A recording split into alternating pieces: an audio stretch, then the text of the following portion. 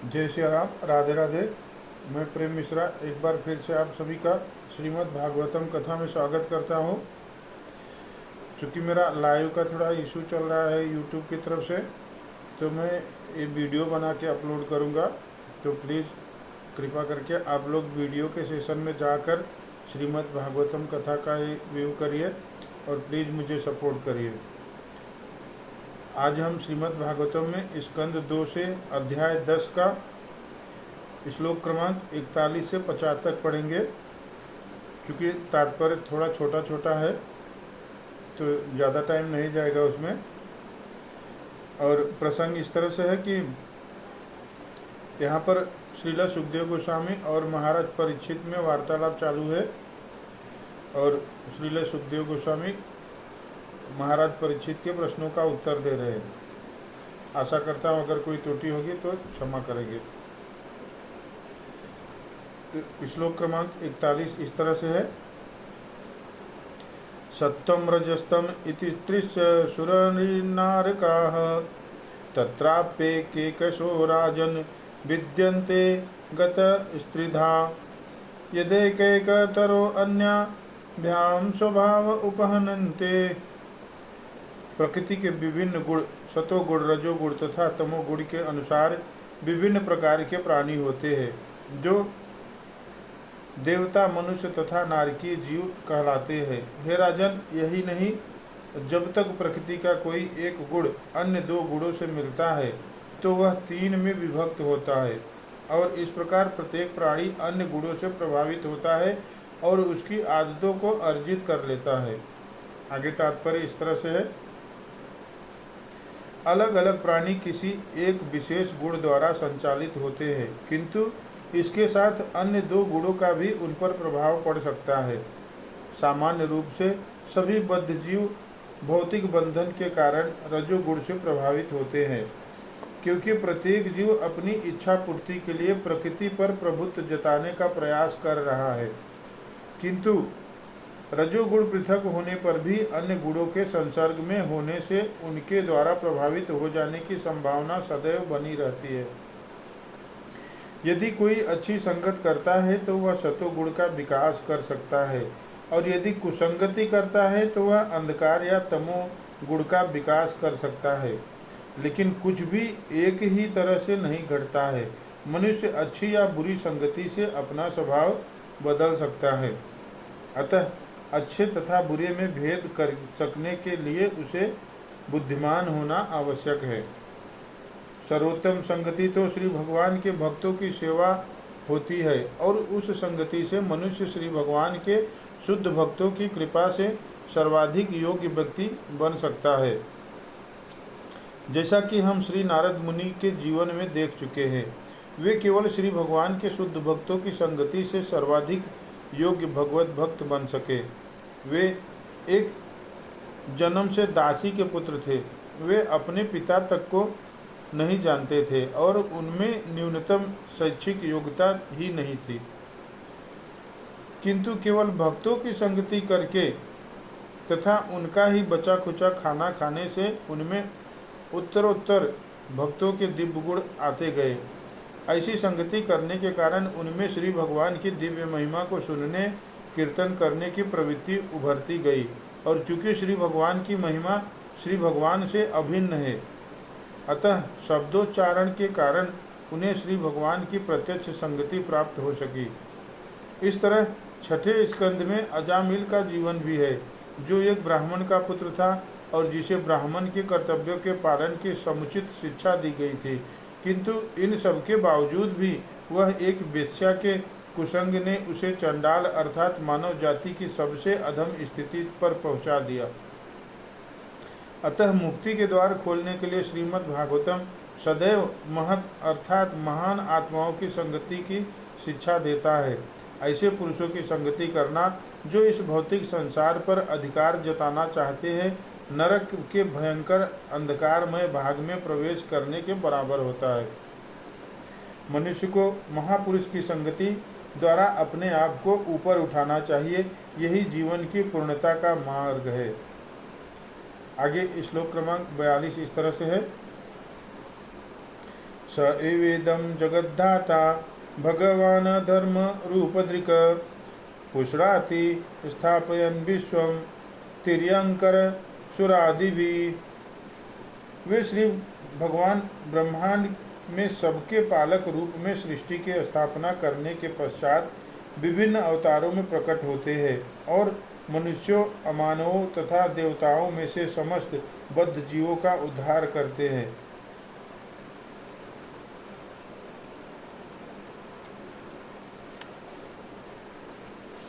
तात्पर्य इस तरह से है, पूर्ण पुरुषोत्तम भगवान श्री विष्णु जीवों के विभिन्न समाजों में उनको माया के चंगुल से उबारने हेतु अवतरित होते हैं और श्री भगवान के ऐसे कार्यकलाप केवल मानव समाज तक ही सीमित नहीं रहते। वे एक मछली, शुकर, वृक्ष तथा अन्य अनेक रूपों में अवतरित होते हैं, किंतु अल्पज्ञानी पुरुष श्री भगवान को न जानने के कारण उनका उपहास करते हैं, चाहे वे मानव समाज में मनुष्य रूप में ही क्यों न हो। अतः श्री भगवान श्रीमद् भागवत गीता के अध्याय 9 श्लोक क्रमांक 11 में कहते हैं, अवजानान्ति मामूढ़ा मानुषीं तनुमाश्रितं परम भावमजानन्तो मम भूत महेश्वरम। जैसा कि हम पिछले श्लोक में बता चुके हैं, निष्कर्ष यह निकलता है कि श्री भगवान कभी भी भौतिक सृष्टि की उत्पत्ति नहीं बनते। उनकी दिव्य स्थिति सदैव अपरिवर्तित रहती है। वे ज्ञान तथा आनंद के शाश्वत रूप हैं और अपनी विभिन्न शक्तियों द्वारा अपनी सर्वशक्तिमय इच्छा की पूर्ति करते हैं। इस प्रकार वे अपने किसी कार्य के फल को नहीं भोगते। वे कार्य कारण की ऐसी सभी अवधारणाओं से परे हैं। यदि वे भौतिक जगत में दिखते भी हैं तो यह प्रदर्शन केवल उनकी अंतरंगी शक्तियों का होता है, क्योंकि वे इस भौतिक जगत की अच्छी बुरी अवधारणाओं से ऊपर हैं। इस भौतिक जगत में मछली या शुकर को मनुष्य से निम्न माना जा सकता है, किंतु जब श्री भगवान मछली या शुकर रूप में प्रकट होते हैं तब वे भौतिक दृष्टि से इनमें से एक भी नहीं होते। यह उनकी अहेतुकी कृपा है कि वे प्रत्येक समाज तथा योनि में प्रकट होते हैं, किंतु उन्हें उनमें से एक कभी नहीं मानना चाहिए। भौतिक संसार की अवधारणाएं जैसे अच्छे या बुरे, निम्न तथा उच्च, महत्वपूर्ण तथा नगण्य जैसी धारणाएं भौतिक शक्ति के अनुसार अनुमान पर आधारित होती हैं और परमेश्वर की ऐसी सभी अवधारणाओं से परे होते हैं। परम भावम शब्द अर्थात दिव्य स्वभाव की तुलना कभी भी भौतिक धारणा से नहीं हो सकती। हमें यह भूलना नहीं चाहिए कि सर्वशक्तिमान श्री भगवान की शक्तियाँ सदैव एक सी रहती हैं, कभी घटती नहीं, केवल इसलिए कि श्री भगवान निम्न पशुओं का रूप धारण करते हैं। भगवान श्री राम, भगवान श्री कृष्ण तथा मछली, शुकर रूप में उनके अवतारों में कोई अंतर नहीं होता। वे सर्वव्यापी होने के साथ ही साथ किसी एक तथा प्रत्येक स्थान में स्थानीय भी होते हैं, किंतु कम बुद्धि वाला मूढ़ मनुष्य श्री भगवान के परम भावम के अभाव में यह नहीं समझ पाता कि श्री भगवान ने किस प्रकार मछली या मनुष्य का रूप धारण किया होगा। हर व्यक्ति अपने ज्ञान के मापदंड के अनुसार प्रत्येक वस्तु की तुलना करता है। जैसे कोई कूप मंडूक समुद्र को कुएं के समान समझता है। कूप मंडूक कभी समुद्र के विषय में सोच भी नहीं पाता, और जब ऐसे मेढक को समुद्र की विशालता की जानकारी दी जाती है तो उसकी बुद्धि में यही सूझता है कि समुद्र कुएं से थोड़ा ही बड़ा होगा। इस तरह जो ईश्वर के दिव्य ज्ञान को नहीं जानता वह मुश्किल से समझ पाता है कि भगवान श्री विष्णु किस प्रकार जीवों के प्रत्येक समाज में समान रूप से प्रकट हो सकते हैं। आगे श्लोक क्रमांक 43 इस तरह से है, ततः कालाग्नि रुद्रात्मा यत्सृष्टि मिदमात्मनः सन्नियच्छति यत्काले घनानीक मिवानिलः। तत्पश्चात युग के अंत में श्री भगवान स्वयं संहार करता रुद्र के रूप में संपूर्ण सृष्टि का उसी तरह विनाश करेंगे जिस प्रकार वायु बादलों को हटा देती है। तात्पर्य इस तरह से है, इस सृष्टि की उपमा उचित रूप में बादलों से दी गई है। बादल आकाश में उत्पन्न किए जाते हैं, यह स्थित रहते हैं, और जब उन्हें अस्त व्यस्त किया जाता है तो वे उसी आकाश में अनदिखे रहते हैं। इसी प्रकार यह सारी सृष्टि पूर्ण पुरुषोत्तम भगवान द्वारा अपने ब्रह्मा रूप में रची जाती है, उन्हीं के द्वारा विष्णु रूप में पालित होती है और यथा समय रुद्र तथा शिव रूप में विनष्ट कर दी जाती है। श्रीमद् भागवत गीता के अध्याय 8 श्लोक क्रमांक 19 और 20 में यह सृजन, इसका पालन तथा संहार अच्छे ढंग से व्याख्यायित हुए हैं।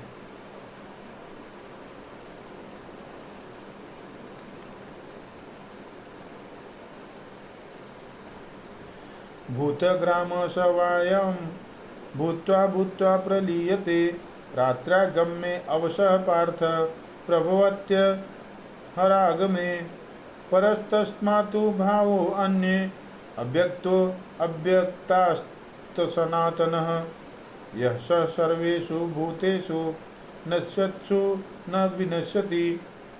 इस भौतिक जगत का स्वभाव ऐसा है कि पहले अच्छे ढंग से इसकी उत्पत्ति की जाती है, फिर यह अच्छी तरह विकसित होता है और अन्य वर्षों तक बड़े से बड़े गणितज्ञ की गणना से परे स्थित रहता है, और फिर ब्रह्मा की रात्रि के समय बिना किसी अवरोध के इसका पुनः विनाश हो जाता है।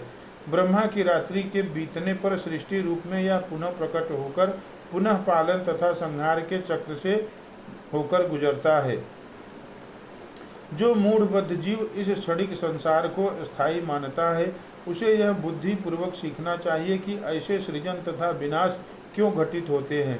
भौतिक जगत के सकाम कर्मी परमेश्वर के भौतिक कारकों द्वारा प्रदत्त भौतिक पदार्थों तथा शक्ति से बड़े बड़े उद्योग, बड़े बड़े घराने, बड़े बड़े साम्राज्य तथा अन्य बड़ी बड़ी चीज़ें उत्पन्न करने के लिए अत्यंत उत्सुक रहते हैं।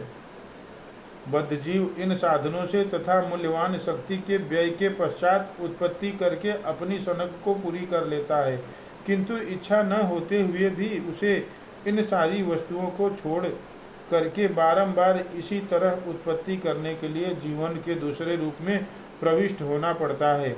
ऐसे मूढ़बद्ध जीवों को जो इस क्षणिक संसार में अपनी शक्ति का अपव्यय करते हैं, श्री भगवान आशान्वित करने के लिए सूचित करते हैं कि एक अन्य प्रकृति भी है जो बारंबार सृजित या विनष्ट हुए बिना शाश्वत है, और बद्ध जीव यह समझ सकता है कि वह क्या करे और शक्ति का किस प्रकार सदुपयोग करे। परम इच्छा से यथा समय निश्चित रूप से नष्ट होने वाले पदार्थ में अपनी शक्ति को नष्ट करने के बजाय बद्ध जीव को इस शक्ति को श्री भगवान की भक्ति में लगानी चाहिए, जिससे वह अन्य शाश्वत प्रकृति में जा सके, जहाँ न जन्म न मृत्यु न सृजन है और न प्रलय, वरन वहाँ ज्ञान तथा असीमित आनंद से परिपूर्ण शाश्वत जीवन है। इस प्रकार इस नश्वर जगत का सृजन और विनाश उस बद्ध जीव को सचेत करने के लिए ही होता है जो क्षणिक वस्तुओं के प्रति आसक्त रहता है। इसका उद्देश्य बद्ध जीव को आत्म साक्षात्कार का अवसर प्रदान करना है, न कि इंद्रिय तृप्ति का, जो सभी सकाम कर्मियों का मूल लक्ष्य होता है। आगे श्लोक क्रमांक 44 इस तरह से है। इत्थं भावेन कथितो भगवान भगवत्तमः नित्यं भावेन ही परम द्रष्टुर्महन्ति सूर्यः। बड़े बड़े तत्वज्ञानी पुरुषोत्तम भगवान के कार्यकलापों का ऐसा ही वर्णन करते हैं, किंतु शुद्ध भक्त दिव्य अवस्था में ऐसे रूपों से भी बढ़कर महिमामय वस्तुओं देखने के अधिकारी होते हैं। तात्पर्य इस तरह से है, श्री भगवान केवल अपनी विविध शक्तियों के उत्पन्न भौतिक संसार के ही सृष्टा तथा संहारक नहीं है, वे सृष्टा तथा संहारक से बढ़कर हैं, क्योंकि उनका एक आनंद रूपी लक्षण भी है। श्री भगवान का यह आनंद रूप केवल शुद्ध भक्तों द्वारा ही समझा जा सकता है, दूसरे द्वारा नहीं। निर्विशेषवादी श्री भगवान के सर्वव्यापी प्रभाव को समझकर ही तुष्ट हो जाता है, यह ब्रह्म साक्षात्कार कहलाता है। निर्विशेषवादी से भी बढ़कर वह योगी होता है जो श्री भगवान को उनके अंशरूप परमात्मा के रूप में अपने हृदय में स्थित देखता है। किंतु ऐसे शुद्ध भक्त भी हैं जो प्रेममयी सेवा के वास्तविक आदान प्रदान से श्री भगवान की आनंद शक्ति में हिस्सा बटाते हैं। श्री भगवान अपने शाश्वत धाम वैकुंठ लोक में सदैव अपने पार्षदों के साथ रहते हैं और अपने भक्तों की विभिन्न दिव्य रसों में की गई दिव्य प्रेममयी सेवा का आनंद उठाते हैं। इस प्रकार सृष्टि के प्राकट्य में अवधि में शुद्ध भक्त श्री भगवान की भक्तिमय सेवा का अभ्यास करते हैं और वे अपने आप को श्री भगवान के धाम जाने के लिए योग्य बनाकर उसका पूरा लाभ उठाते हैं। श्रीमद् भागवत गीता के अध्याय 18 श्लोक क्रमांक 55 में इसकी पुष्टि इस प्रकार हुई है। भक्त्या माम बीजाता न यावान्यश्चास्मि तत्त्वतः ततो माम तत्त्वतो ज्ञात्वा विशते तदनंतरम।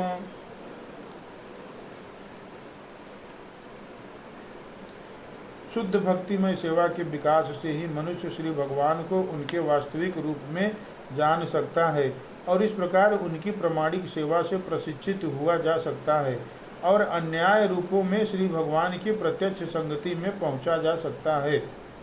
श्री भगवान की सर्वोच्च संगति गोलोक वृंदावन में संभव है, जहाँ भगवान श्री कृष्ण गोपियों तथा अपनी चहेती सुरभि गायों के साथ आनंद लेते हैं।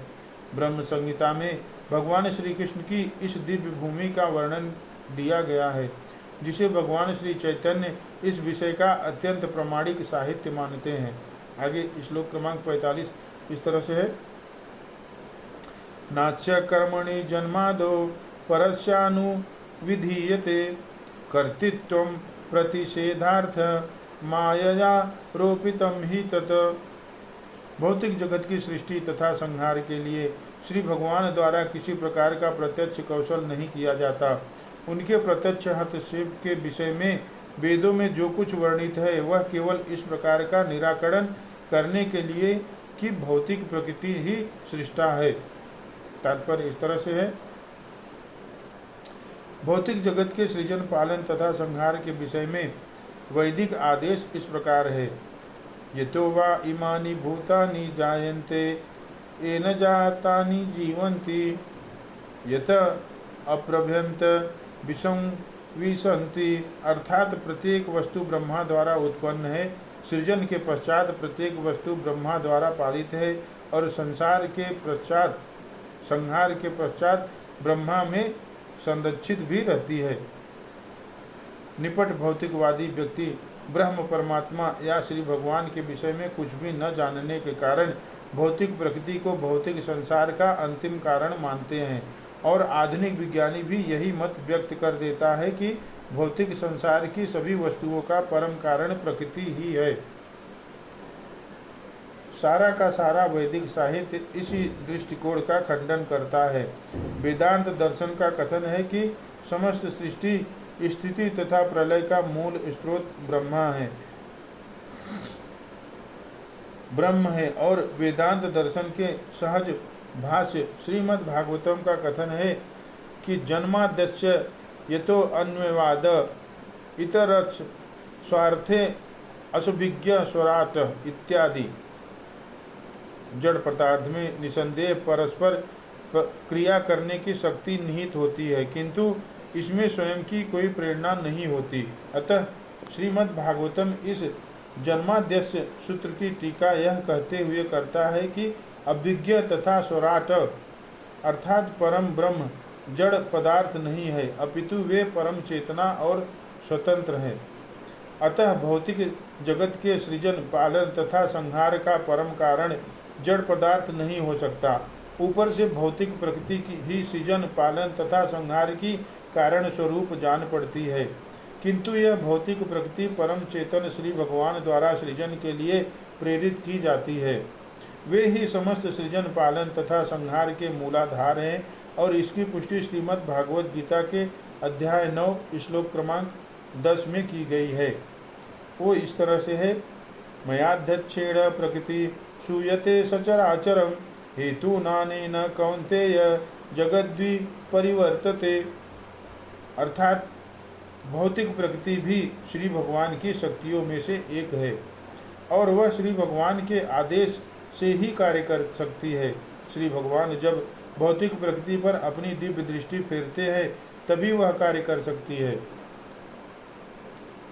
जिस प्रकार पिता के संसर्ग से ही माता गर्भ धारण करती है, यद्यपि नासमझ व्यक्ति को लगता है कि माता पुत्र को जन्म देती है, किंतु अनुभवी व्यक्ति जानता है कि पिता ही पुत्र का जन्मदाता है। अतः भौतिक प्रकृति परम पिता के संपर्क में आने पर ही चर तथा अचर जीवों को जन्म देती है, स्वतंत्र रूप से नहीं। भौतिक प्रकृति को ही सृजन, पालन तथा संहार का कारण मानना बकरे के गले में लटकते मांसल लोथड़ों को स्तन मानने के तर्क जैसा है। श्रील कृष्णदास कविराज गोस्वामी ने श्री चैतन्य चरितामृत में अजागलस्तन न्याय की व्याख्या इस प्रकार की है। इसका उल्लेख कृष्ण कृपामूर्ति श्रीमद् भक्ति सिद्धांत सरस्वती गोस्वामी महाराज ने किया है। भौतिक प्रकृति भौतिक कारण के रूप में प्रधान कहलाती है और सक्षम कारण के रूप में माया कहलाती है, किंतु चूंकि यह जड़ पदार्थ है, अतः यह सृष्टि का परोक्ष कारण नहीं है। कविराज गोस्वामी इसे इस प्रकार कहते हैं।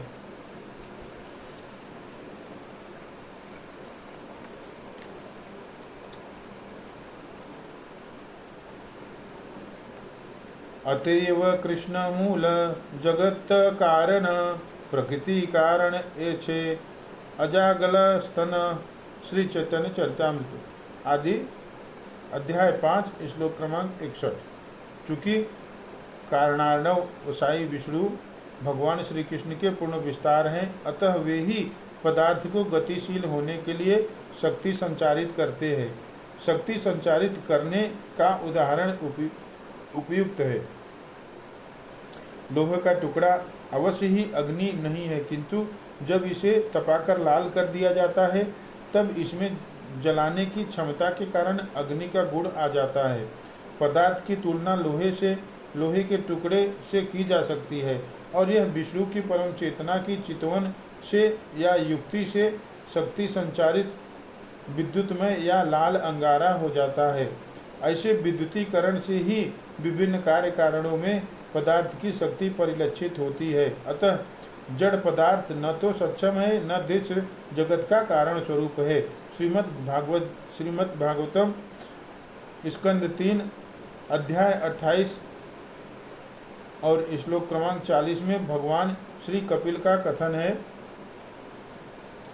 यथोल्मुका दुष्फुलिंगाद धूमाद्वापि स्वसंभवात् अप्यात्म त्वेनाभिमताद यथाग्नि पृथ् गुल्मुकात्।